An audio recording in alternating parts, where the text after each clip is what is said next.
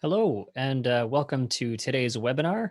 My name is Matt, and I'm joined today with Dave, and we're going to be looking at how to produce professional video content at home. How are you, Dave? Doing well, doing well. We're obviously both at home trying to produce this, so it's a timely topic. Obviously, I just looked in the chat really briefly. We got people logging in from Mexico, Spain, India, all over the place. So Transylvania was an interesting one. yeah. So we got people from all over, and obviously these days this is a very pertinent topic. Everybody's trying to figure out how to do video professionally and how to make sure that the quality stays high, even though they are not maybe having access to the same kind of environment they're used to creating video in. So today, that's what we're here to talk about. How do you create that professional video and get a good look and sound when you're trying to work from home? So Yeah. So we'll give it another minute or two, and then we'll get started.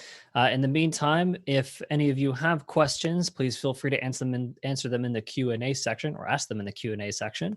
And we'll also have polls that will periodically be thrown up, so keep an eye out for that notification as well. So as an example, what industry are you from, or are you working in? It's a prime example of a great poll. Get a better understanding of maybe what your interests are. yeah. Yeah, we always like to find out kind of what industry people are in, and we see video really expanding from all kinds of different industries. It started to be obviously very tech centric guys kind of took to it naturally first, but we're really starting to see that expand into all kinds of different industries and verticals. And so it's always good for us to get a sense of who's on the webinar, where are you coming from, what are your needs. And it's neat to look at it over time and really see how many different industries and verticals are getting involved as online and digital marketing becomes more and more popular. Everybody's creating more video, and of course now we're having to do that at home. So we'll get into it in just a couple minutes. We'll let people kind of join in, make sure let everyone get online, and then we'll get started. Absolutely. And we're curious to see what new trends are emerging, especially with our current global situation and conditions. So if you're in an industry that has never considered doing live streaming or being able to recorded content, we thoroughly encourage you to let us know what's going on. Yeah, you can throw something in the chat and get a conversation started there, or raise a question if you think it's one that we might be able to help with. It's even if there are questions that we can't help with, it generates that discussion and gets it going, and then we can always follow up afterwards if there's something we need to kind of go and yeah, absolutely, check out later. So I think we've given it a few minutes. Why don't we jump into today's topic? Sure, sounds good. So let's talk a little bit more about producing that professional video content while at home.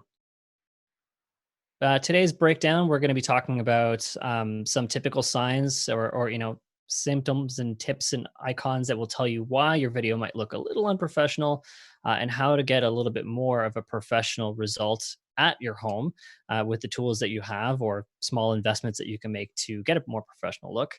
We're also going to take some time to look a little bit at the differences between recording, so like a video on demand versus a live stream, and how multiple video angles might best benefit your production. And of course, we're also going to be answering your questions with a Q&A towards the end. So again, if you guys do have any questions, we do recommend you throwing them into the Q&A section.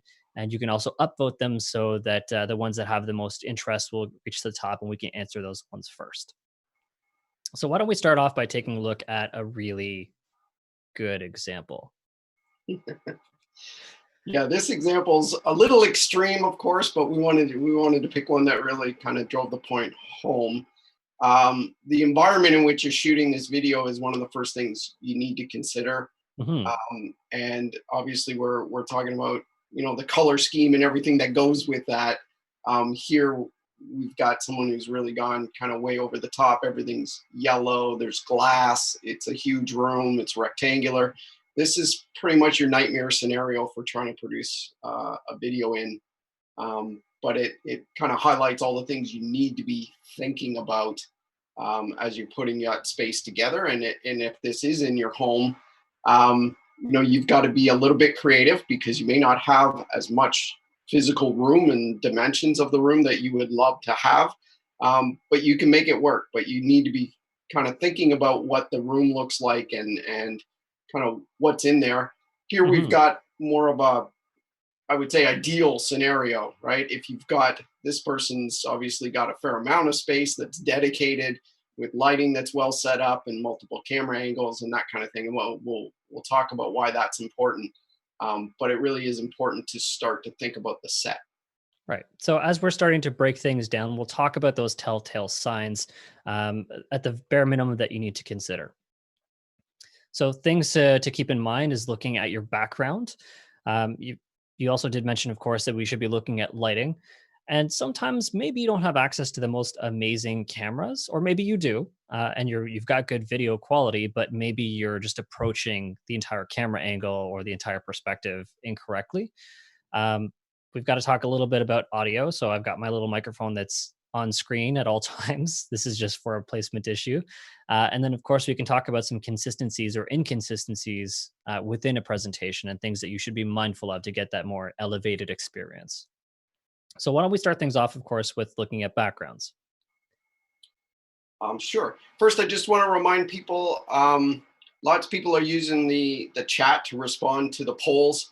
Please do respond in the polls. That way we can kind of collate the answers and that kind of thing.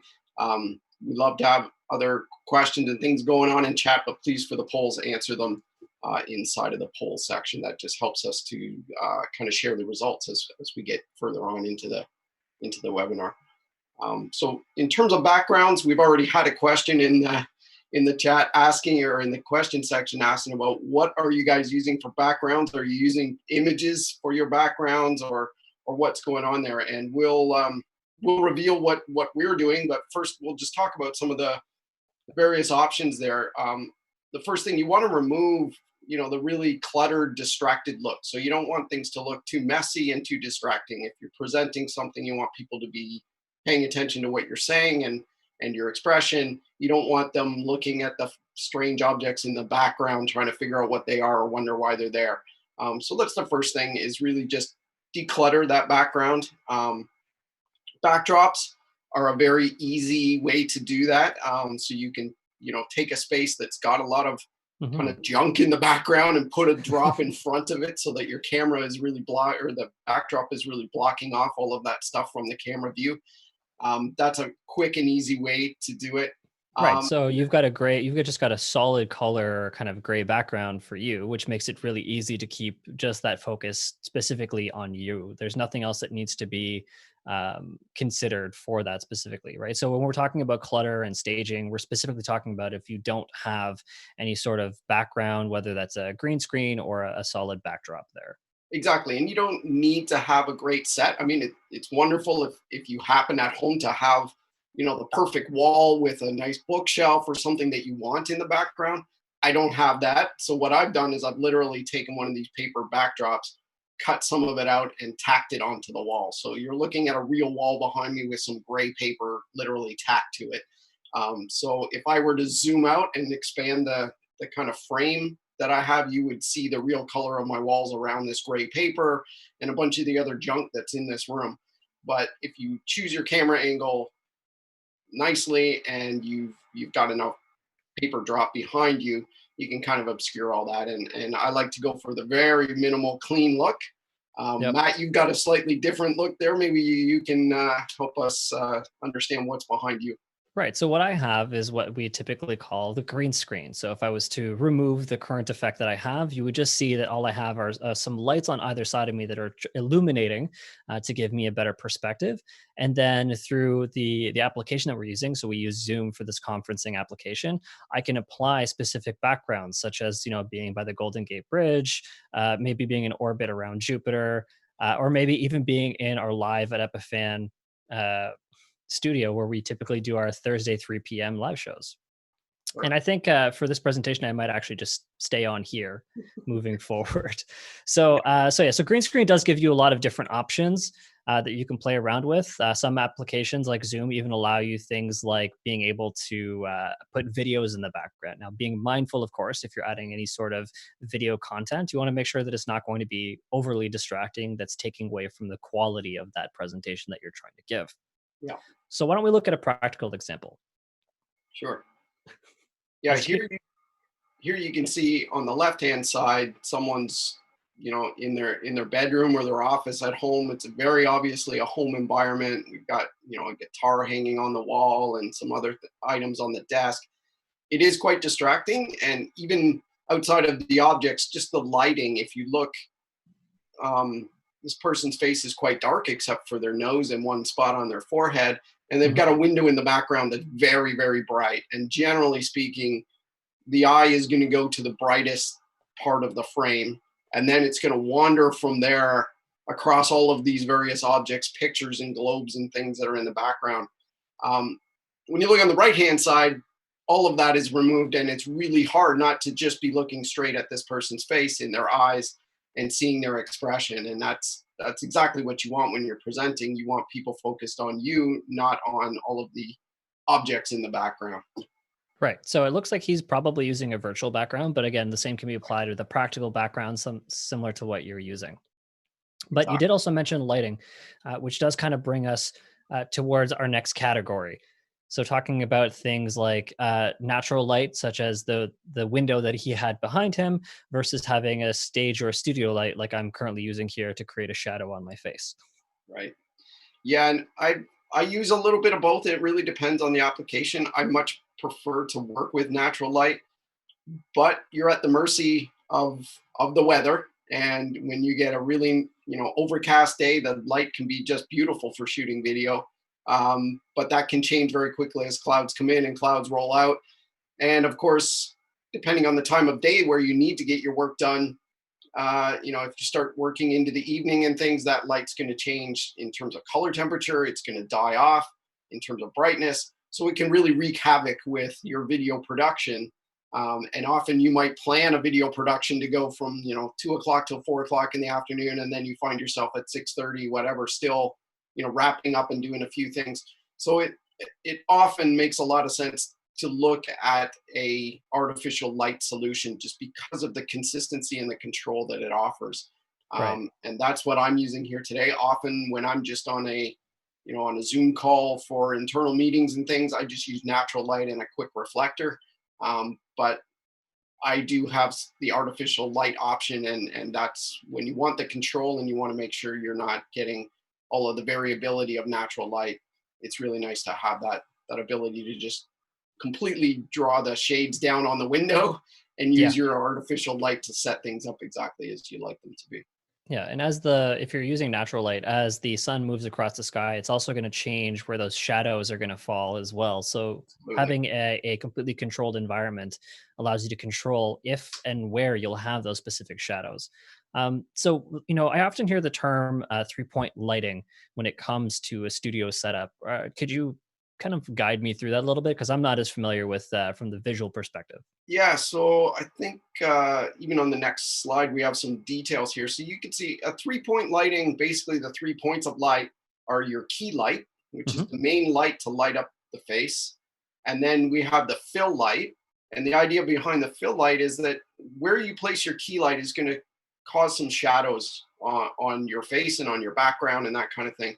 You want to make sure that those shadows aren't too deep, too dark, because shadows are good. That's good. It gives you a three dimensionality in a Hmm. 2D image, but you don't want those shadows to be too dark.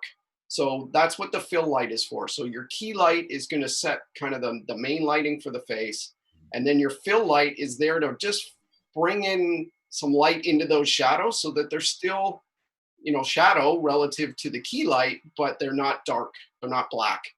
And then, of course, there's usually a backlight. And the backlight you can either use as a rim light, which is kind of what we're showing here, where the backlight is pointed directly at the subject from behind them, or you can use it on the background itself. And the idea for the backlight is really to just give separation between the subject, the person, and the background that they're in front of. And you want to be pretty subtle with this light. It shouldn't be obvious to most people that a background light is being used. It shouldn't be bright, it shouldn't be obvious, but when you kind of turn it on and off, you'll see the Mhm. difference. And it really just helps to really make the person pop from the background. And that's all you really want. You don't really want to light up the background brightly. We talked about the brightest point being the point that people are going to focus on. You want to be that on the face. So you don't want your background light to be super bright. You just want it to pop a little bit to bring the subject out from the background. And so usually we recommend turn that light on and then basically turn it down till you can't see it anymore, and then turn it up just a little bit. And that's the point at which, when you just start to notice it again, that's usually where you want it set. It needs to be a very subtle light in order to do its job well and not be kind of noticed. It's one of those things that people really shouldn't notice if it's done well. Now, is there an advantage or is there a preference as to whether or not the backlight should be on the person or on the backdrop or the background itself, or is it just more of like a personal flair or preference? Um, Either one can work. It really sometimes it depends on how you're doing the key light for how the person's face is lit. Sometimes you'll see accent lights or background lights that actually light part of the face Mhm. directly. So in my case, on the side of my face that has the shadow, I could have an accent light here that lights up part of my face. I don't happen to have that. I have the opposite. I'm lighting my gray background just ever so slightly. If I didn't do that, I would kind of blend right into the background. So Right. I've got one that's literally pointed at the background, and it's kind of it spills over onto my back a little bit, but it's not pointed at me. But generally speaking, one that's pointed at the subject from directly is considered a rim light, and it'll often create really nice accent lights across the shoulders and things like that. So depending on kind of what the person's wearing and the fabric and all those kind of, there's lots of elements that go into it, but it's a personal choice, and either one will do the job of separating the subject from the background. So you can really experiment with that and see which works best for you. Obviously, if there are kind of shiny things or anything in your background, you don't want to be pointing the light directly at that because you'll get some direct reflections into the camera. But otherwise, you're pretty free to kind of choose one or the other. They both work really well. Excellent. And if you're using something like an accent light, um, or you're in an environment where you might be using multiple video sources, would using something like filters and gels allow you to give you a little bit more creativity to kind of like your sort of production value, or is that kind of more of like a use it rarely or very sensibly? Again, I think you want to use it fairly subtly, but one of the places we do see it used really effectively is if you do have two light sources, you often want to try to balance them in terms of temperature, which is really the color of light that's coming out. So for instance, incandescent light is going to be that yellowy tinge, natural light is going to not have that yellowy tinge. So if you're Right. mixing lights, even if they're all artificial lights, they may produce light of different color, and if they're just slightly off, that can be really annoying. So in some cases, it's better to take, say, your accent light or your background light and make it quite deliberately different from your key light if you can't match them well. So if you can't get them matched, it's better to have them far apart and have them look as though they should be matched, but they're not. And Right. that's where gels can really help. You can just throw a gel on a light, and especially if you have a background like mine, which is kind of Mhm. neutral gray, it absorbs that color really well. So you can turn a background light to green or gold or blue or whatever you want, and it can be very effective in making it separating it from the key light, and so that the person understands those are meant to be two different colors. But again, you don't want to go too crazy because you don't want it to be distracting. So you really want to stick to something simple there, and try to make it fairly subtle. All right.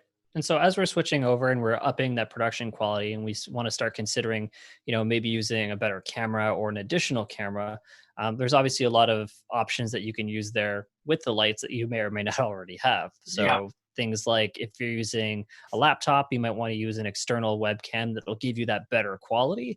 Typically, the built-in webcams are not going to give you the most consistent results, as well as they're not usually the highest of quality that you can get.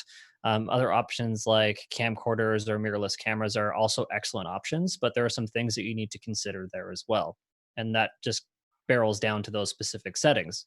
Yep. As a photographer, my brother is often talking about things like white balance and ISO, which unfortunately means very little to my knowledge as the audio guy, but I just sit there and nod very effectively. Yeah, the white balance is really important, and it touches on what we spoke about just a moment ago with the different color of light that you'll get from, say, an incandescent bulb or an Right. LED light or a natural light. They're really different colors of light completely. And what the white balance setting in your camera does is adjust for that color of light. And when you're in the same room as somebody, so let's say you're in a room with incandescent lighting, so everything's quite yellowy in terms of the light that's in the room. Your brain is very good at figuring that out, and things don't look yellow to you in the room. Your brain adjusts for that. But when you remove the person from the room and instead they're looking at the scene through a camera, so you've got a camera at your side and I'm just seeing the image, I don't have any context for the light that's striking your face or your set. Right. And if it does look a little yellow in reality, my brain won't know that. And so I will perceive the scene to be yellow instead. And so what you need to do to combat that is on the camera, tell the camera what object in the scene is white. And often you can do that with just a white piece of paper if it's truly Yep. white, or there are gray cards that you can get, and I've got a couple of them here that you just hold up, and the camera will sample that gray and know, okay, that is perfectly gray, so I should adjust what I expose as white, as gray, as blue, red, whatever, according to that being a perfectly neutral gray. And what that does is correct it so that the viewers who see that image, that you're streaming or recording, they don't need that context any longer. You've removed that bias of the yellow light or whatever's in your room. So that's an important one. And again, we talk about these telltale signs that your video is not being done professionally or in a studio. That's a very good one, because often you're using more makeshift lighting, so you may not have daylight temperature bulbs and all these kind of things that you might have in a studio. There are ways to work around that with your camera. It's very capable of compensating for that, but you just need to know how to set those things up. Right. And if you're using a more updated camera, or if you've got cameras already in place that you want to use, placement and framing of those specific cameras are very important as well. And so, in the next couple of slides, we'll show you some examples of what we've just been talking about. And finally, obviously, being mindful of sort of your focal depth, and also being able to talk about panning and zooming. Just as you were talking before, if you were to zoom out, you'd see a lot of different color wall in your shot. Exactly. Yeah. So we do need to be very conscious of what focal length we're choosing, whether it's by putting a lens on a camera or by adjusting the zoom on the camera. You want to, obviously keep as much of the subject in the frame as you would like, but you need to be cognizant of what else is going to be picked up, Right. and especially when you're selecting lenses and those kind of things. You do need to have a pretty good understanding of where that camera is going to be relative to the person in the shot, and what the focal kind of angle is of that lens at the depth of the background. So how much of that background are you actually going to get in the shot when you've got it framed the way you would like for the person? And those are things, a zoom lens makes it very easy because you can adjust on the fly. If you're going to prime lenses, you have to kind of plan all that in advance. So it's a little trickier to work with prime lenses. You just have to plan in advance. They're great lenses, but they don't offer the same flexibility as a zoom. Right. So here's an example of a cautionary tale when we were talking about white balance. Yeah. Um, on the left, you'll see obviously an image that's borderline just orange, really, compared to Right. something that's been white balanced. And obviously, we're also looking at a chrome reflective surface, which I'm sure is also very challenging in itself for being able to light as well. Yeah, exactly. And this is exactly what you would see when the brain doesn't understand that in the left-hand side there's orange light in the room. If you were standing in that room, it would look to you like the image on the right. Hmm. But as soon as I remove you from that room and show you an image from that room, your brain all of a sudden sees what's on the left. And so it's really important to do that correction.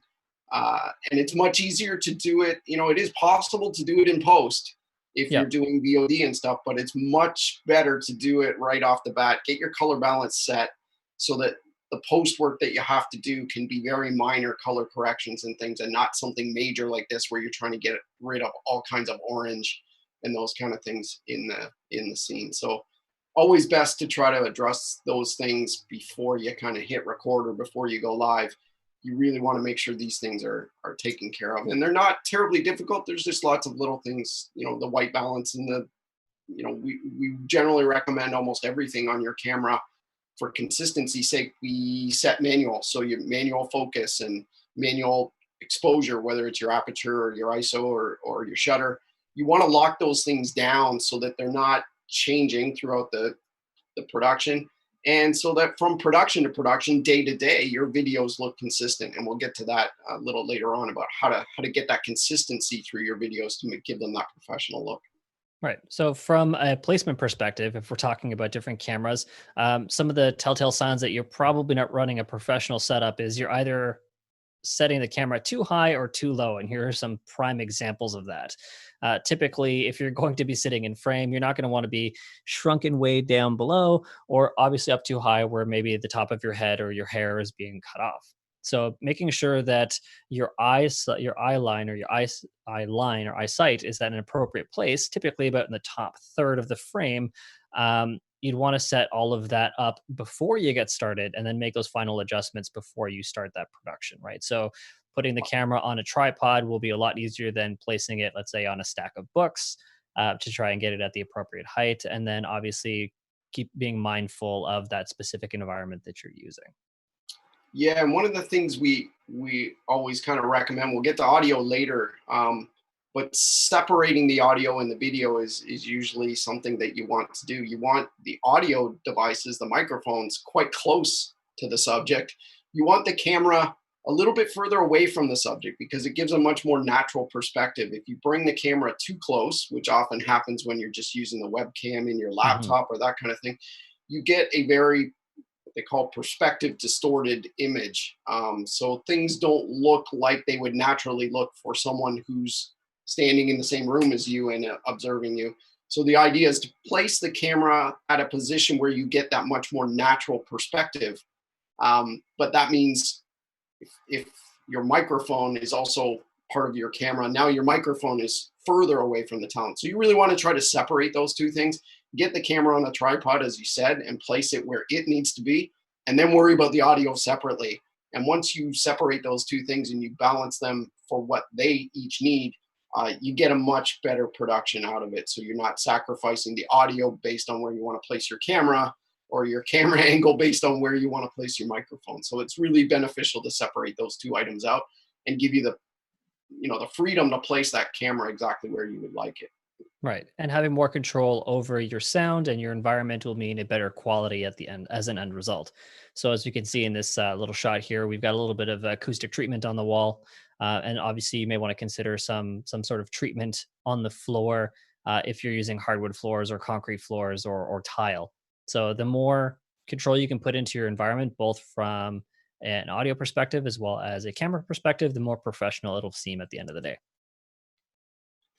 From an angle perspective, we did already just kind of go over this really quickly, but we're looking at that specific eye line. If you're aiming for that top third of kind of like the top 30% of that frame, you're more likely to be successful in getting a very professional look. If you're shrunken down too low and you've got too much headspace above you, it's obviously going to cause some challenges and look very almost juvenile. And obviously, if it's going from too far above, if maybe your eyes aren't looking towards the camera, they're looking far below, it'll almost seem like you're disengaged from your audience completely. So being mindful of where that camera line of sight is very, very, very important. I see some questions coming up in the chat. We'll get to those very quickly, or in the question section. Sorry. We also have a poll up asking how often do you produce video at home? So is this something you're just starting to get into?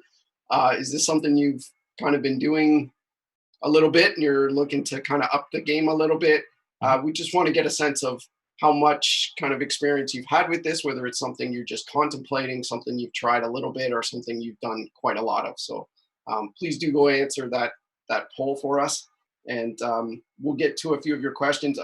Just briefly, I noticed a few of the questions are asking more about our setup here and how we get things like these titles on screen and how we're doing that kind of production. So We we are, actually do have a webinar, and we've done a live show previously on how we do these specific productions. So we do encourage you to go and check those out on our YouTube page as well. yeah, the short answer is we do have a producer producing those titles on top. And yes, we are bringing the video in through Zoom, but then we're processing it using one of our products, and we'll get to that later. But there is a way to kind of utilize Zoom together with some titling software and live streaming hardware to put a production like this all together. So maybe afterwards we'll have time to address that. For now, we want to kind of stick to the at-home setup. So in terms of our setup, we're using a combination of our gear at our studio, but that is only really for producing the show. Matt and I are being lit and recorded and all of that kind of thing from our home. Yeah. So here you see a shot of the studio itself. So there's equipment there. That's where we would normally be if we weren't in this COVID situation. We would be inside that studio at the desk. But today, obviously, we're doing it from home. So the lighting and the acoustics that you hear are all from the rooms that we just happen to have at home. And then we are bringing those signals remotely into that studio and then producing it. And that's where the titling and all that stuff is added. So as Matt said, we've got a whole episode, a whole webinar that talks in detail about how to put that kind of scenario together. Today, we just want to kind of focus on what do you need to do in the room at home to produce the base content that you can feed into a system like that looks good and sounds good. Yeah. And sounding good is also very important. So when you're thinking about sound, you also have to think about your acoustics and your kind of the echo that you might have in the room. The clap test is a very, very common one that people will do as they're starting to get a better understanding of their space. So they'll stand in the middle of the room, they'll clap really loud, and then they'll listen to see if there's any sort of reflections, if you're hearing any sort of echoes or a little, what is also known as a ping pong delay, where things will happen a little bit after the fact or repeatedly. Right. So you obviously want to make sure that you're testing that room, figuring out what you have available to work with, and then getting a better understanding from that. You can start eliminating reflective surfaces if the room is very live, if there's a lot of, like hard floors, bare walls, flat ceilings, maybe glass in the room if you've got like a glass wall or reflective surface. And then things that you can do to address that, such as adding furniture, or long curtains or drapes. Those are great examples of being able to do it. And also adding acoustic treatment if you can afford it to the walls and the floor. For the floor, pretty easy, just add a carpet if you need to. You don't have to go above and beyond and spend hundreds, thousands of dollars on equipment. There is lots of little life hacks out there to be able to do some audio treatment. Yeah, and furniture I noticed is in there as one of them, and bookshelves make a great background, kind of a pleasing, non-distracting background. But they also, if they're loaded with books, provide really great sound dampening, especially if you get a corner kind of bookshelf unit. It can really help to reduce those reflections. So Yeah. sometimes you can kill two birds with one stone there when you're looking at your set design. If you bring in elements that can absorb some of that sound reflection, you're halfway there just after you've kind of put the furniture in your set, and then you can tweak it with some other softer elements for the hard surfaces that still remain. Yeah, and if you're curious to know why a bookshelf with books in it does help significantly, you can try looking up audio diffusers. There are some, man-made built pieces of equipment that have little pockets that allow sound to get absorbed and re-reflected and basically dissipated. But books essentially provide the same sort of avenue when it comes to audio dampening. We also have some examples here, like acoustic blankets and acoustic foam. Some of those are more expensive than the others. We have an image here of our old demo studio that we did before we kind of redesigned it. You'll see a number of different lights, not necessarily all in use at the same time, as well as some acoustic treatment on the walls and a carpeted floor, which definitely helps for that reflection. Yeah. But using the right tool for the job is also important. As you can imagine, Dave and I are going to have different acoustic qualities to ourselves in this presentation because I'm using a XLR microphone that's going into an audio card. which is a dedicated XLR microphone and XLR system that's converting to USB. And Dave, I'm not quite sure what you're using, but I'm assuming it's probably either USB or a built-in microphone of something on your system. Yeah, I'm using a very simple desktop USB mic. It's actually from a video conferencing system, so it's a Hmm. reasonably good quality mic, but by no means really expensive. And for me, that choice is because the surface, the area that I'm working on, that I'm using today is the same desktop that I do my daily work on. So I need Right. something that's not kind of in my face or hanging in my way. So it's a convenient choice. I If I had kind of a boom arm and a placement mic, I have some nicer mics here, but uh, they do a slightly better job.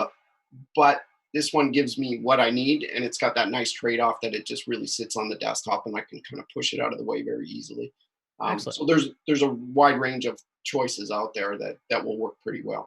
Yeah. So as you can see here, there's different polar patterns. There's different styles of microphones that you can use. You don't have to spend thousands of dollars. You don't have to go out and buy like a Neumann TLM 103, which will cost you somewhere between $2,000 and $3,000. Using even just a USB microphone with a reputable quality is a great way to do it. And we use the blue Yeti here as our example. It will cost you about 150 to $200 in North America to purchase this. But again, there's lots of options out there, so please do your research.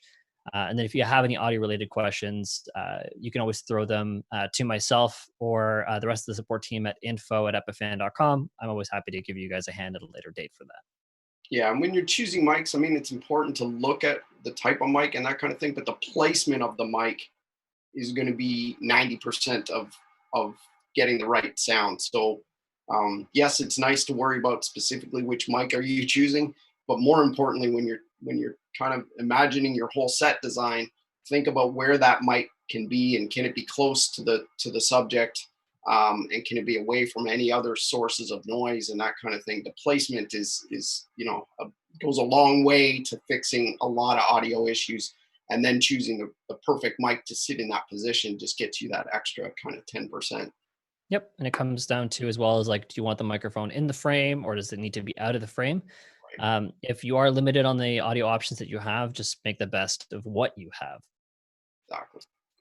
So, maybe what's some of the biggest challenges that you'll get when it comes to video production? So, new poll has just gone up. We're anticipated and we're anxious to know what your answers are. So please feel free to answer those polls as they come up. Again, if you've got questions, throw them in the Q&A section. We're getting closer and closer to a Q&A section, so we're going to be happy to answer those questions as we get through. Now, if you're using a microphone like this that has an XLR output, you're going to need a way to get that into your specific system, right? So audio interfaces and mixers are a great set of tools that you'll typically want to use. The audio interfaces will convert that audio that's XLR or TRS, as an example, to a USB format that can go into your computer, especially if you're using it with something like Zoom, like I am today. If you're going into a more standalone or professional production style system, maybe you don't necessarily need a conversion to USB, but you'll still need a way of getting XLR or quarter inch into your specific system. So a mixer might be more beneficial at this point, especially if you have multiple audio sources that you need to capture from, such as maybe you're a drummer, a part of a band, and you've got a mic, six different pieces separately. So those are some important, considerations to take place. How many audio sources are you going to use, and where do they ultimately need to go? Are they going to a computer or a standalone piece of gear? Another audio perspective, interesting, yeah, important tip is you mentioned before separating that video and audio. So some things to consider is how is that audio being captured into the system? Is it going to the camera, and then all of that is being thrown out through something like HDMI? Or are they being captured completely separately and then merged together at the end result, either from a live streaming and coding perspective, or in post production video editing software? Being able to fix that before it actually gets to a live streaming destination or for recording purposes, uh, getting that right in the first shot is most important. Yeah, and this one's a little bit tricky because common sense would lead you to believe that if you take an HDMI straight out of your camera and a microphone directly into your laptop, and you put the two together, that they would be in sync. But in fact, they're usually not. And Hmm. that's typically because the audio gear generally has very, very low latency.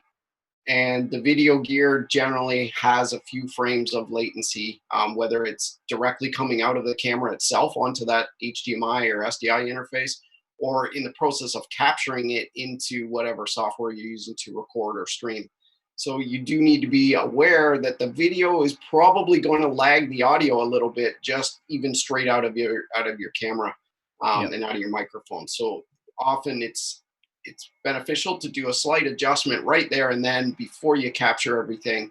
And there are certain tools you can use to either delay your audio, so to kind of sync it up with your video so that when it enters, your live streaming device or your computer or whatever you're using, things are synchronized nicely to start with, and then there's less correction to be done in post or down the line in a live stream situation. And as a final tip for, your video audio sync, if you start testing and your audio source is somewhere close to you, and then suddenly you change how that setup works and you want to move it 5, 6, 10, 20 feet away from you, all of that's going to change. The further the audio source is from the audio capture piece, so the microphone, the more delay there's going to be added to that because the source is physically further and sound travels slower than light. So keep that in mind as well.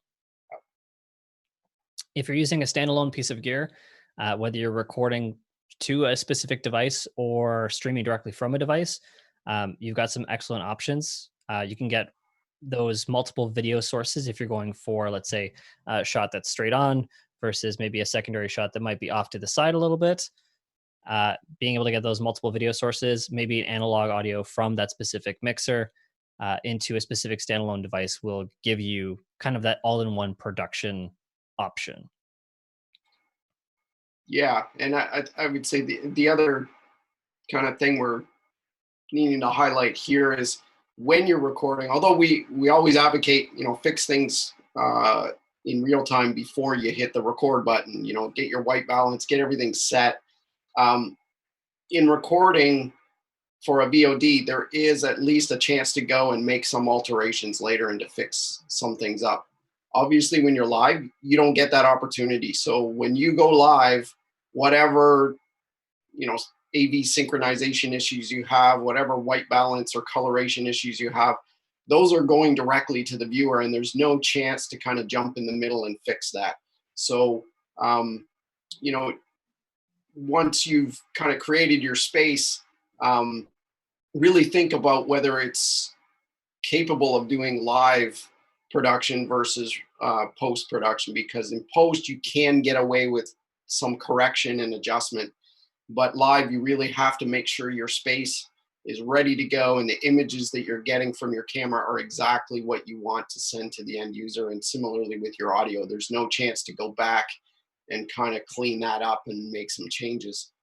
So it's not that it's a different principles, it's just you have to kind of take it to that next degree of perfection if you want to go live with it and have that same level of quality in your live performance as you would have in that VOD. So you really just have to, go through it with a lot more attention to detail if you're going to do a live video setup at home. Yep. So the rule of thumb is always VOD is more forgiving, but live streaming is more engaging. Absolutely. Now, if you're going to be doing that specific live stream, you are taking it that extra step. One of the very important points to consider is your upload bandwidth, right? It's knowing what sort of network you have for streaming that content. And what you need to figure out with your encoding device, whether you're using software or hardware, is figuring out what your total video and audio bit rate and all of the software or pieces that are coming into play. And then pretty much just double that. So if you're streaming in HD at, let's say, 4,000 kilobits per second or 4 megabits per second, you want to make sure that you have enough headspace and, kind of headroom that if suddenly the network takes a dip or someone else starts to use the network to upload photos or videos, that you're not going to suddenly run into a problem. So doubling your bandwidth, making sure you have double the space, means way less of a chance that you're going to run into problems when you're doing that specific live stream. Yeah. Yeah, in that live streaming, there's lots of retransmission of lost frames and things going on, and you need to have that extra bandwidth for that all to work well. So you really need that uplift between the bit rate you're encoding at and the real bit rate that you have as an uplink. It's going to be used, even though it seems wasteful to go 2x. It is necessary. You will need all of that bandwidth. Right. And if you're using multiple video sources, though, it doesn't mean that you're doubling the bandwidth for every video source that you're using. You're still typically using just that one encoded channel. So even if you're adding additional video sources, it's not going to be a greater concern in the process if you want to add a second or a third video source. But why would you really want to use multiple video sources? Well, keeping the interest of your viewer is probably a good, a good example of that. Yeah. I Um, think that's a big one. We talked about off the top kind of the telltale signs that your video was or was not produced professionally. And that's one of them, even though you can certainly have very professional looking in terms of a clean image and well presented right camera angle with a single camera.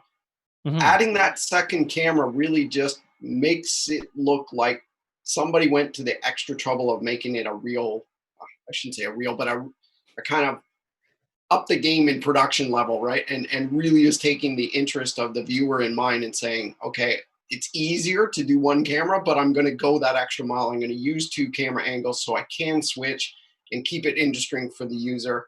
And that's something that almost instantly gives your video that professional polished look when you can switch between different camera angles or switch content to keep the viewers engaged and to change things up so it's not just one camera angle for the entire session that you're doing.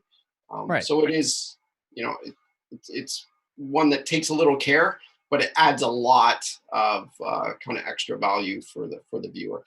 Right. So, as an example, we have here in this slide, just a couple of frames there at the bottom. Is we have a key shot of George, who was our presenter for this specific video, and we also had a close-up shot or camera of Pearl Mini being able to showcase those specific inputs along the back of the device. And so, being able to switch between those allows you to see the product more clearly or the content more clearly, as well as also keeping the key interest on the presenter itself as we're switching between the two. Yep. So if you're using multiple video sources, it also kind of as much as it also adds a lot more emphasis and a lot more interest to the viewer, it also adds a little bit more complexity and some additional things that you need to consider. So we talked a little bit before about having a background and making sure it wasn't cluttered, making sure that if you're using something like a virtual background or a green screen, if that camera angle might be perfect, but if you've got another one over here, that one might be seeing the edges of that specific screen that you're using, or it might be catching a whole new mess that you didn't intend anyone to see. So, Right. Yeah. And similarly with your lighting and those kind of things, we didn't talk specifically about, we talked about the 3-point lighting, but one of the big challenges is for people like myself who wear glasses, not getting a reflection from that lighting into the lens can be a tricky thing. And of course, the more camera angles you introduce, the more probability one of those camera angles is going to get a reflection off of something like glasses from your lighting. And so as you add these camera angles, it adds that extra pizzazz to your production, but you really do need to think out where those cameras are going to sit and make sure the lighting works from each one and that the framing works from each one. You're not capturing, as you said, things in your background on one angle that aren't shown on the other that you don't want to see. So it does take a little extra care. And especially if you're working in a home environment, generally when you add that second camera, your space that you're working in needs to be quite a bit larger. It's surprising mhm. how moving a camera just 20 degrees or so off axis, how much more of the background or how much different background it's going to capture and where you need to place your lights so that both of those cameras will have good lighting and not have reflections off of glasses and things. So it's a great thing to add to your production, but it really does complicate things a little in your space, and especially if you're working in a very tight space, a small space at home, it can be a challenging thing to get that second angle to look good and kind of really add to the production without, making it very difficult to do that in a small space. And you're going to want to make sure that you're selecting your specific video sources ahead of time. If you can get a matching pair of cameras, great. You're going to understand that those settings are going to behave in the exact same way, that the behavior is essentially identical. But not everyone's going to necessarily buy two of the exact same camera. And if you're changing cameras and you're changing angles and you've got different lighting positions, you also need to remember things like color temperature. There's going to be a lot of different changes and little tweaks that might need to take place before you're all set and ready to go. Now, if you're doing multiple camera angles or sources, you've settled your background, you have settled your lighting positions, and you have adjusted your color temperature. It comes down to, are you recording or streaming? If you're recording, are you needing to capture both of those video sources at the same time? Or are you doing independent recordings on the cameras themselves that you can bring into software and edit at a later date? Or are you doing a full scale production that you need all of that live switching between those specific video sources? Obviously, if you're going to be doing something that involves live streaming, you're going to need a more dedicated solution, whether that's a video mixer, a video switcher, or a dedicated hardware encoder. So understanding all the key pieces in your setup long before you need to do that recording or stream is vital to the success of getting that professional looking video. I just noticed we have another poll up. It's asking what kind of videos you're looking to create at home. So here we're really looking to understand what you're trying to achieve. In the past few weeks here at Epifam, we've been doing all of our videos at home, and we do quite a lot of videos. So whether it's technical how-to videos or our Thursday live at 3 o'clock, we have our live show every week that we're doing from home. All of these webinars we're doing from home. And as we get product collateral together for new products that are going to launch, those videos are going to all have to be created in a different environment. So we're curious to see what kind of videos are you looking to create? Are these kind of VOD marketing assets? Are these live outreach to your customers and clients? What are you looking to achieve? So finally, if you've got everything considered and you're looking at your professional setup and you've got the room and the space for it, ideally you've got something slightly closer to this image. So he's got probably 4-point lighting from the looks of it. And he's got two separate camera angles. So he's got one sort of close up off 20, 30 degree axis from there. And then he's got his straight on shot. Now, the only thing that I saw that was interesting to consider here is his audio source looks like he's using an audio device that's sitting on that stool at the back of the room, which is interesting perspective. So just, depending on what room you have, how much control you have, you might be able to get away with something that's a little bit further out of shot compared to something like me, which is in the shot. Right. Yeah. And perhaps, in that kind of environment, you could be wearing a small lav and wire it, Yep. under the table. I see some wires. So maybe there's something wired all the way back. But certainly this studio highlights a lot of what we've been talking about. It's got nice, we didn't talk about soft light or hard light, but you can see these giant light sources. These are soft boxes, which means the light is being diffused quite a lot before it strikes the subject. And that's always creates a more flattering and a more forgiving kind of image. So softening or diffusing that light is a really good thing. And that can be done with all kinds of different materials. It doesn't have to be, $1,000 softbox. There are kind of DIY solutions for taking what is generally pretty hard light that you would get from a light bulb, say, and softening it before you apply it to your subject. You can see he's got that bookshelf in the background. He's got a generally very clean background, very simple with some, so the light there is lighting not only the backlight, is lighting not only the subject from behind, but it's also bleeding onto the wall at the back to give a gradient of light across the wall as well, which provides some interest. So it's not just one flat color. So there's lots of really good things being done in this setup. I would say, unfortunately, the only thing is it needs quite a bit of room. I would estimate this room is a good 16 feet deep at least, Yep. and probably 12 feet wide as a minimum to get this kind of setup. So you do need some space to be able to do this. But if you can afford that space, this really is a great setup that allows some flexibility in where you place those cameras and all of that. And he's got a very clean, simple looking set. So I like this one a lot.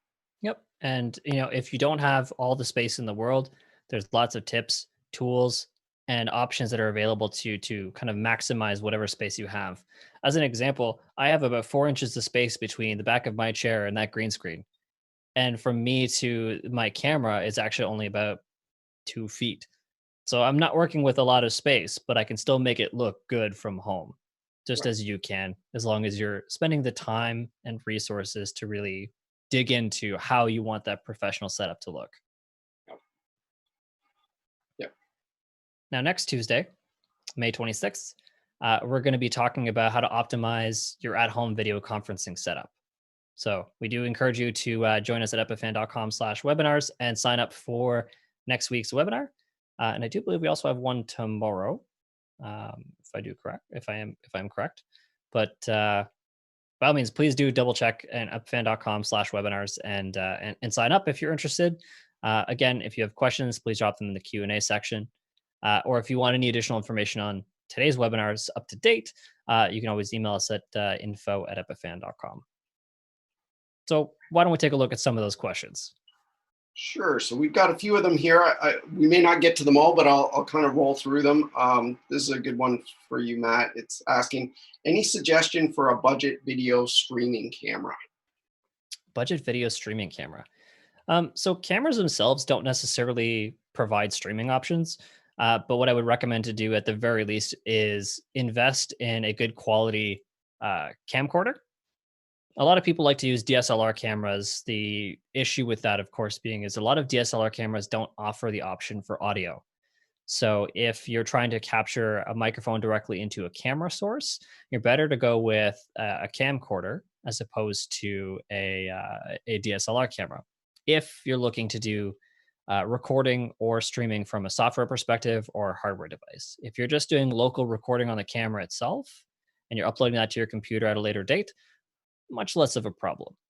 It's just when you're thinking of the HDMI out from a specific or SDI out from a specific video source, you just need to be mindful of that. So there's a lot of camcorders out there that are between the prices of, I'd say, about 300 and 700 on average, that will give you some excellent quality results without breaking the bank. So some of the cameras that we've typically used in our studios is the G20. I believe that's Canon, if I remember correctly. Canon G20 camera. It is probably in the $500 to $700 range, but gives you great options for zoom, for quality, for light balance. So lots of different settings that you can adjust, as well as being able to capture external audio directly into the camera. So if you have to pick between a DSLR and a camcorder, go that direction. Perfect. So we have another one here that's right up your alley as well. Perfect. I'll take it. Talking about mics here. Would you recommend using the laptop mic for recording video? I would not, and here's why. So, just like we talked about before, and it is a good question. We talked about before, the built-in web camera isn't always the greatest solution. The same can also be said for the built-in audio devices. Now, the reason I wouldn't recommend that is the microphone tends to be small, and obviously, you're not going to be putting your mouth right up against your laptop to get the perfect control over your audio. So, what ends up happening is you capture a lot of room noise, and you'll also capture a lot of the electronic noise. So if your fan on your laptop starts spinning up and it starts getting loud, that's also going to get picked up. We did mention it a little bit earlier, but an inexpensive USB microphone as a budget option is a great approach. We talked about the Blue Yeti specifically, but we have a few other colleagues that are using inexpensive, easy to get off of Amazon or other technology stores that maybe cost somewhere between $50 to $100, and just any sort of dedicated audio source will instantly give you better quality than a built-in laptop or desktop microphone. Perfect. Um, yeah, and then we have a lot of audio questions here, which is I'll good. take it. I'll take them. I'll take them. Here's another one. It says, what about a setting with musical instruments, either acoustic or electric? Um, Sure. So it really comes down to what you have available. So let me see if I can just scroll back up to our audio settings here. So I've got the mixer and the audio capture card. So in this example here, we have the Focusrite Studio.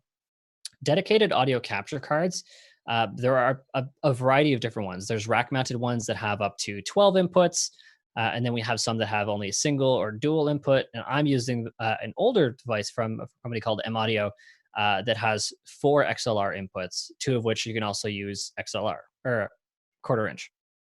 So if you're looking just to use through software for conferencing so that you can jam with some friends online, or if you just want to give a little presentation or performance through software encoding, using an audio interface is probably the easiest and the best way to do it. You just plug in your audio sources, adjust the gain and levels directly on the box itself. And then you have usually, built-in software that comes with the audio input capture card to manage those specific levels to get it at the proper place you want it to be. If you just want to simplify that setup because you're like me and you're more old school tactile kind of guy, maybe you'll like to use a mixer instead. So you get some 2 to 8 channel mixers. A lot of them are relatively inexpensive. You can get a very nice quality 6 channel mixer from Behringer or Mackie for about $150 to $200. Great investments. A lot of them also have built-in effects, giving you things like reverb and echo or flange to really just add some extra little professional audio quality in there. So definitely worth considering to invest in, an audio mixer or an audio sound card if sound is really where your focus is going to be. Now, if you had other additional audio questions beyond that, feel free to throw them at info@epifan.com, and I am happy to answer those audio questions. okay. Um, got another one here that's talking more about the production side. Okay. And the question is, do we recommend always having a separate person be the producer so that the person presenting can really focus on presenting? And I know for me, I find it very difficult to do all of those things at one time. And so that's certainly how we do our video here at Epifan. We've got Cameron, who's doing the production for us today. We've Thank you, actually Cameron. got multiple people involved. We've got a couple of people, posting the polls and responding in chat. So it definitely does help to have multiple people. And I know for me, whenever I'm on camera, that's all I can focus on. I don't want to be worried about putting up titles or switching or doing any of that. And it also really helps if something were to go wrong. During the show, the producer can switch away to one of the slides if, say, one of the cameras is acting up or whatever. It gives you an out where you can go and fix your camera while someone else is producing the show, and they can switch to either the other host or they can switch to a slide, and you can kind of fix some things behind the scenes. If you don't have that, if you're the kind of the one person doing everything, it's very difficult to do. So I would say yes. I know we're talking about producing at home, and it makes it difficult to have multiple people.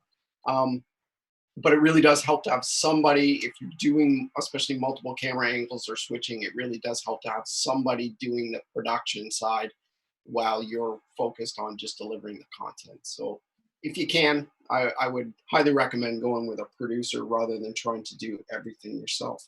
Yep. And on top of that, that plays in really well with this week's live at Epifan live show that we have on Thursday. We're going to be talking about 4 different levels of redundancies for your specific live streams.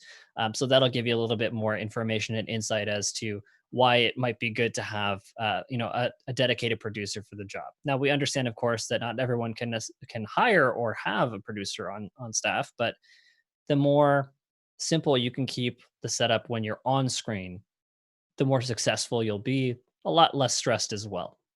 Yeah, definitely. We have another audio question. There's a lot of these audio questions, a lot of Okay. them around microphones and things. This one says, regarding audio, how do you reduce echo if you cannot have the mic in frame and so Mhm. it will be positioned further away from the talent or the speaker?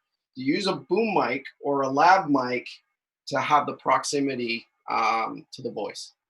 So the lav mic will be my first recommendation because it's the closest to the actual audio source, which will be your mouth. If you can't have that microphone on screen, but you can have some sort of prop, if you can hide the microphone behind the prop, maybe it's like a little planter that's on the desk or something. That's a great way of being able to keep the audio source relatively close. Now, if you really don't have that as an option, and you're forced to use something like a boom or a shotgun mic, there's a couple of different options. You want to try to have the microphone pointed at the audio source at all times. Um, we did an episode a long time ago where we were talking about different hot sauces that we were testing. And the only solution that we were able to come up with was hanging the microphone directly from the ceiling that could capture everybody as consistently as possible. The specific type of microphone that you want to use is going to be very, very important. And I talked about polar patterns in a higher slide here. And so shotgun microphones versus hypercardioids, there's supercardioids. All these polar patterns will determine how much sound they're going to pick up in the room. So being able to have more control over that specific polar pattern, so what microphone you're using, is important, number one. Number two is how far it has to be away from that specific audio source. And then three, really controlling your audio environment. We talked about diffusers earlier with using a bookshelf. The old school DIY hack that used to take place when I was in high school, once upon a time, was honestly just getting old egg cartons, right? The little pucked little corners that you get for each egg that sits in. Just open a bunch of those and put them all the way down the walls. That'll at least absorb some of that sound and that little kind of cardboardy foam, and also diffuse a lot of that. Put a carpet on the ground if you can, hang a blanket. I've got a green screen right behind me that also absorbs some of that sound. So reducing those reflections is hugely important to get better control over the sound. And that is actually one of the next questions was, are acoustic blankets helpful? So They I think are. to answer that, they are. They are. Acoustic blankets can be expensive. They also are heavy and very thick. Um, Maybe you can't afford them. Maybe it's not something you want to necessarily invest in, but being able to, maybe hang curtains, which are relatively inexpensive, along the wall is a great way of doing it. And also, depending on the size of your room, you may want to hang like a curtain or something from the ceiling, just kind of drape it along the ceiling that'll kind of absorb more sound than that.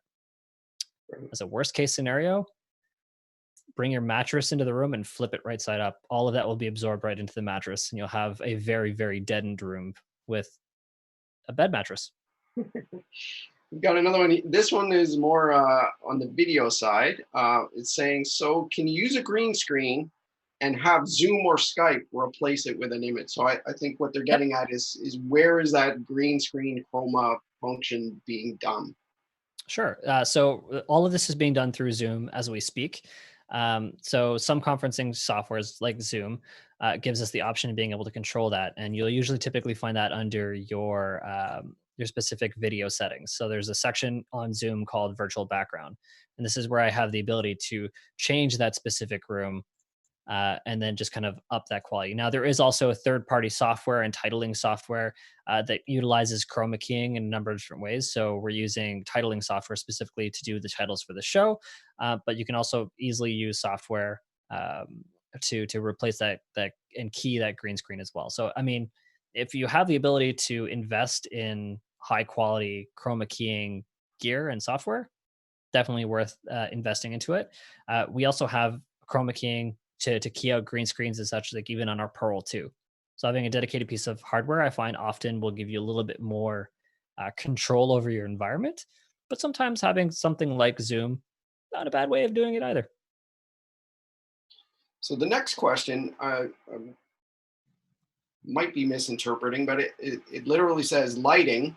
Mhm. Can you show differences with your video? So I think what people are asking is, can we demonstrate in our live video some of the lighting concepts that we talked about? I think, at least for me, it's quite difficult to change where my lighting is while I'm on camera.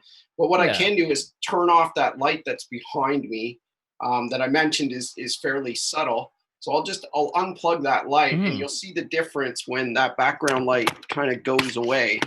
Um, that's That what the is lighting looks like without it. that is Um, quite different. so again, it's not terrible, but when you just plug in that one little extra source, and for me, this is just a little desktop lamp that I've placed on the floor behind me. It's nothing special. It's a regular reading lamp. it just adds that one little bit of glow on the back that is not really noticeable when you first see it till you see it without it. And then you go, oh, yeah, it's better with it. So again, you want to be subtle. The other things in lighting that you want to be careful of is what angle are the lights at, especially I talked about, my glasses and other things reflecting. That's a little more difficult for me to demonstrate here. I did choose the angle of my light and the position of my light so that I wouldn't get reflections in my glasses. Mhm.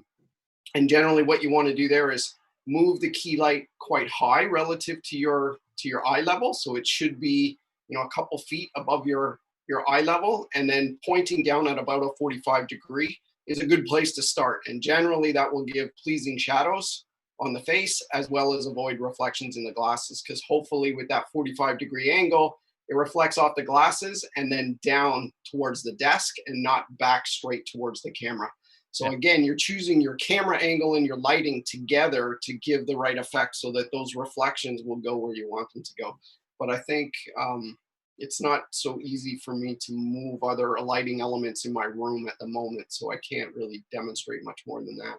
I do have one light that I can move a little bit, but let's go back to that example here. There. Okay.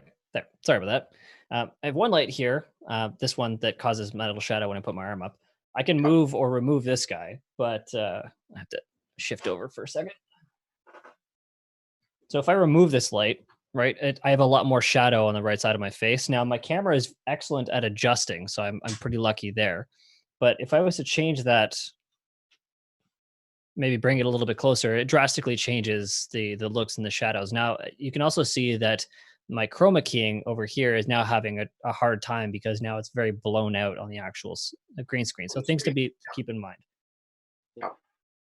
Yeah, so it does take some time to kind of figure out how you want to place your lights to get, and especially if you are trying to do, practical light. Like we talked about simplifying the background and putting, if you're using a real practical set, meaning not a virtual background, you're going to want to light that background as well, right? So Yeah. whether that's an accent light or even some of the natural room light, you want to make sure that it's not just a plain flat. Generally speaking, the flatter the light, meaning the more omnidirectional that light is, uh, the less 3D your image is going to look. It looks very two-dimensional because the shadows aren't very obvious. It's the shadows in the lighting that creates that sense of depth. And so shadows are important. As we talked about, you don't want them to be black, but you do need them to be present in order to give the viewer those visual clues that you're actually a three-dimensional person, not a two-dimensional image. And Yeah. so choosing your lighting to make sure that you bring out that three-dimensional image and adding just a little accent light or background light, those little touches can go a long way to distinguishing your video from being kind of a, yeah, that was shot at home video to, wow, that looks really great.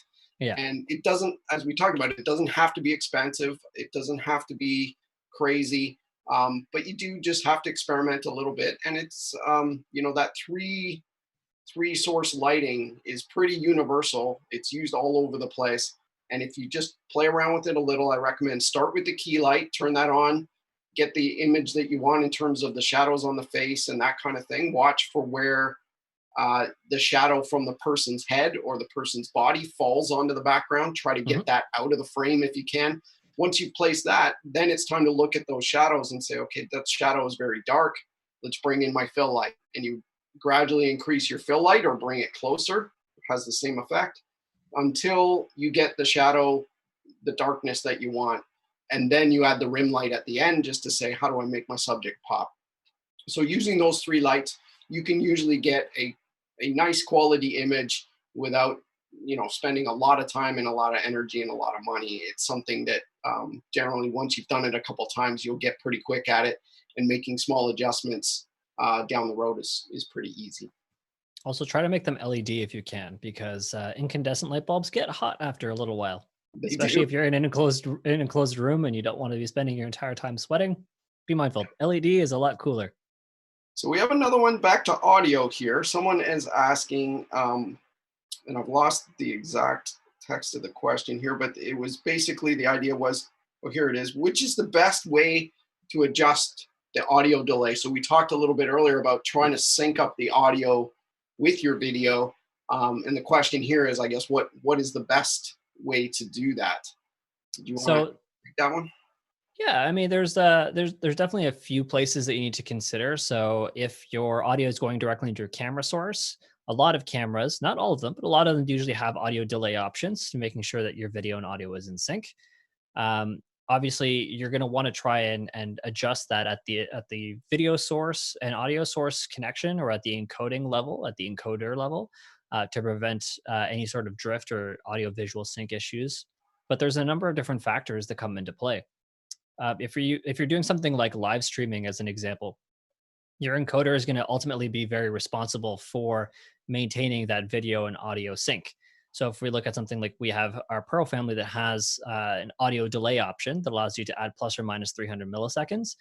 Usually a dedicated encoder will have those specific options. There are third-party adapters that you can purchase that will also add audio delay, specifically only on the audio portion. So there's no video adjustments that can be made, but it does give you some options. If you're live streaming though, and you're running out of bandwidth reaching its limit can also break the video and audio sync. So be mindful of that if you're going to be doing some live streaming.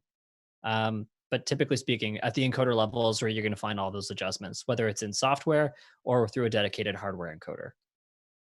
Perfect. I think we got time for about one or two more Sure. questions.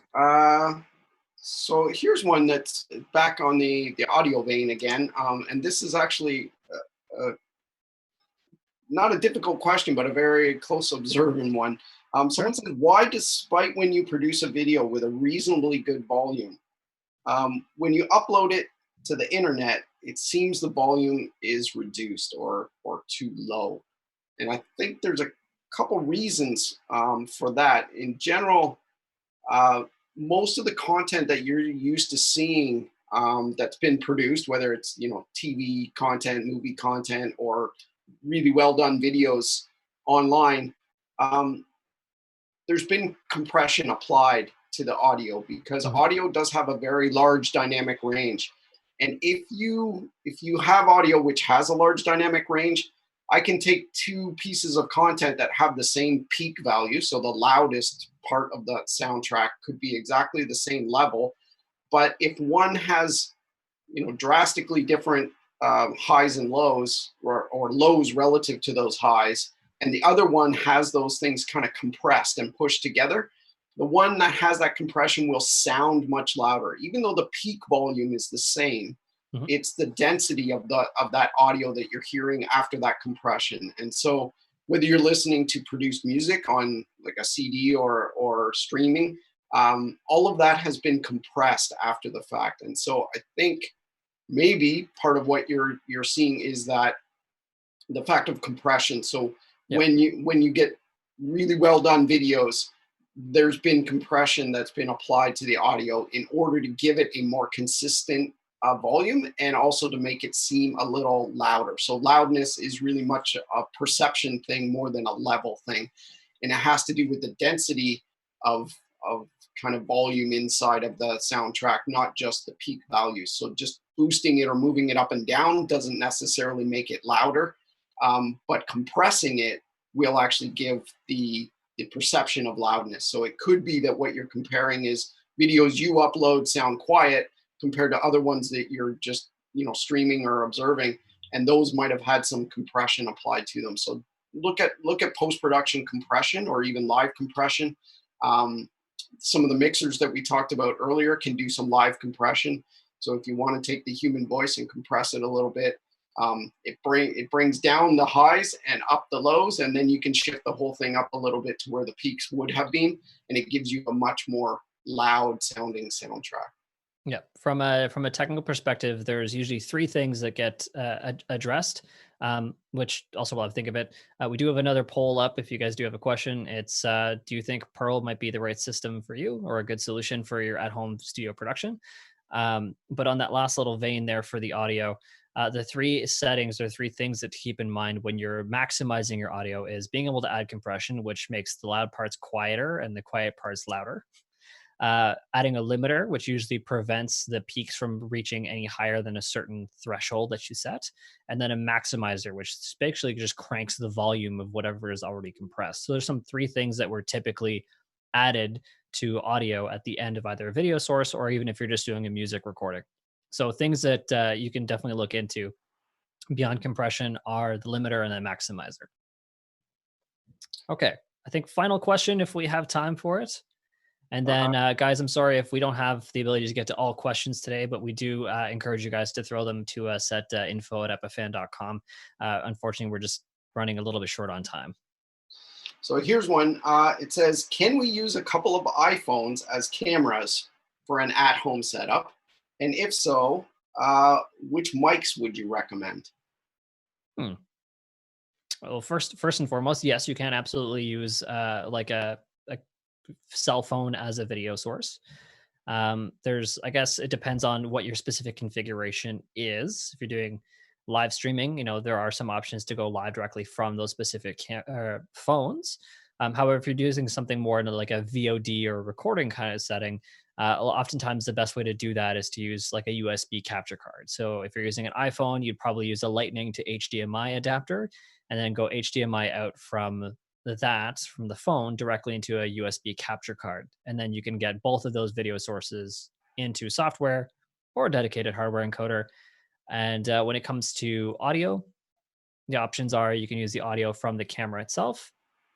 You can get lapel microphones, which are my personal favorite for at close proximity miking, and then using something like an audio capture card, like the Focusrites that we were looking at earlier, to really give you the inputs for that audio quality.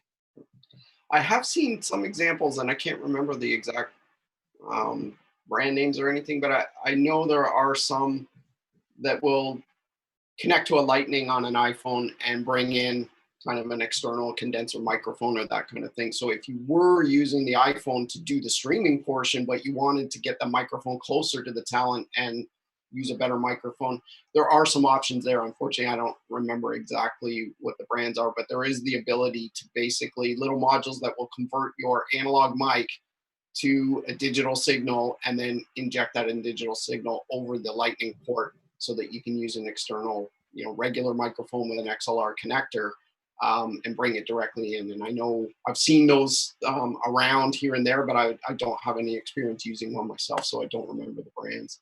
But that's a good question. So yes, you can absolutely get away with cell phones and iPhones and that kind of thing to do your production. Just do separate that microphone if you can, because that's where you position the video and where you position the microphone. You really want to split those if you can to get the best best position for the video. Put that's where you put your iPhone, and then bring the mic as close to the talent as you can, extending it outside of the iPhone. All right. I wanted to just talk about, we do have a live show coming up this week, and it's all about redundancy in live production. So we got, it's titled 4 Levels of Redundancy for Your Live Stream. So this is going to be a show that talks about, when you're live, things can go wrong, things will go wrong. Redundancy is really important, and there's a number of ways you can build in redundancy into your live production so that you make sure that even in the case where things are kind of falling apart behind the scenes, the people viewing it can't see it. They get a nice seamless experience, and you make sure that everything is redundant so you're not left with an audience wondering what happened to the live stream, where did they go? So tune in to the live show this week on Thursday, and you'll see that topic. It's 4 levels of redundancy for your live stream, and we got lots of good technical information in there to help you really kind of boost the resiliency of your live stream and help you to make sure you have a successful one. Other than that, I'd like to thank everyone for showing up today. We're out of time. If there were some questions I didn't get to, and I apologize for that. We'll try to adjust those quickly in the chat just afterwards now. If we don't get to them, please do feel free to follow up just with info@epifan.com. And that will go to the support team, which Matt is a part of, and they will try to get back to you as best they can with some answers. So thanks everybody for all your questions and for answering the polls and tuning in today. And we hope to see you at a webinar in the near future.